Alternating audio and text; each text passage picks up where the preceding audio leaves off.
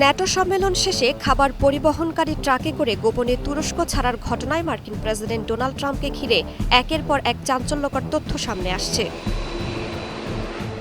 Washington পোস্টের প্রতিবেদনে বলা হয়েছে, ট্রাম্পকে হত্যা চেষ্টার গোয়েন্দা তথ্য দিয়েছিল ইসরায়েল। এটি যুক্তরাষ্ট্রের নিজস্ব গোয়েন্দা সূত্র থেকে পাওয়া তথ্য ছিল না। ট্রাম্পের বিমান এয়ারফোর্স ওয়ান উড্ডয়নের সময় গুলি করে ভূপাতিত করার পরিকল্পনার তথ্যকে গুরুত্বের সঙ্গে নেয়নি মার্কিন গোয়েন্দারা। সিআইএ বিশ্লেষকদের মতে ইসরায়েল থেকে পাওয়া ওই তথ্যের বিশ্বাসযোগ্যতা ছিল কম।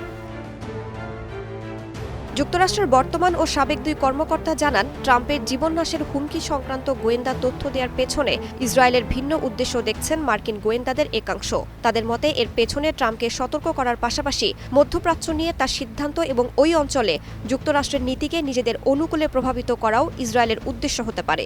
ইরান যে মার্কিন প্রেসিডেন্টকে সরিয়ে দিতে চায় তা নিয়ে আমার কোনো সন্দেহ নেই, তবে আঙ্কারার পুরো ঘটনাটি আমার কাছে কিছুটা অবিশ্বাস্য ও কাল্পনিক বলে মনে হচ্ছে। বিশ্বাসযোগ্যতা কম থাকলেও ঝুঁকি না নিয়ে ট্রাম্পকে গোপনে অন্য বিমানে সরিয়ে নেয় সিক্রেট সার্ভিস। প্রথমে কাতারের উপহার দেয়া নতুন বোয়িং 7478 থেকে পুরানো এয়ারফোর্স ওয়ানে ওঠেন ট্রাম্প। পরে সেখান থেকেও খাবার পরিবহনকারী ট্রাকে করে তাকে সরিয়ে নেওয়া হয়। এরপর ছোট একটি সামরিক বিমানে করে যুক্তরাজ্যে পৌঁছান তিনি।